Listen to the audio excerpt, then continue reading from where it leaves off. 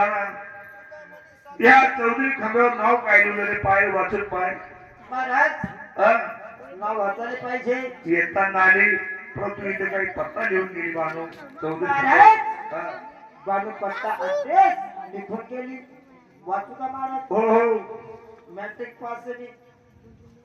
एक काम कर प्रधाना गावात जा निर्गुण निराकार सुतार पहा आणि या खांबाचे दोन भाग काय बाणू मला इथे दिसू दे